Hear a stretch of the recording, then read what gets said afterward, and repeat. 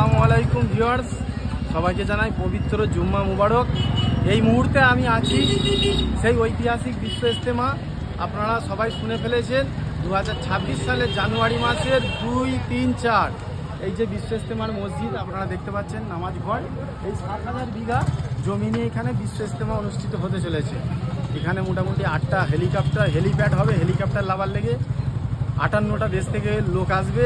মুরব্বীদের মুখে যেটা শোনা গেছে 3 কোটির ওপরে লোক হতে পারে। তো আপনারা আসুন, এখানে লক্ষ লক্ষ বাঁশ পড়েছে, আপনারা সহযোগিতা করুন। এখন অনেক কাজ বাকি, আপনারা আসুন।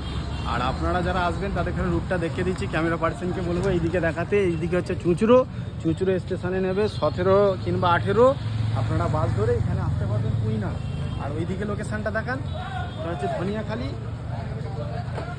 ওটা হচ্ছে ধনিয়াখালী স্টেশনে যদি আপনারা নামেন তাহলে টোটো, অটো, বাস যা বলবেন ইজতেমা বললেই নামিয়ে দেবে।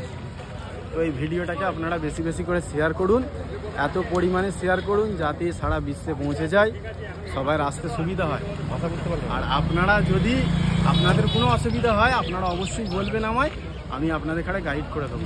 একবার দেখিয়ে দিই, আজকে জুম্মা ছিল, হাজার হাজার লোক ছিল। ভালো করে দেখিয়ে দিই নামাজ ঘরটা, কত লোকের সমাগম। আর মাঠ হচ্ছে এই যে এইদিকে মাঠ, এই হচ্ছে মাঠ। 7,000 বিঘে জমি।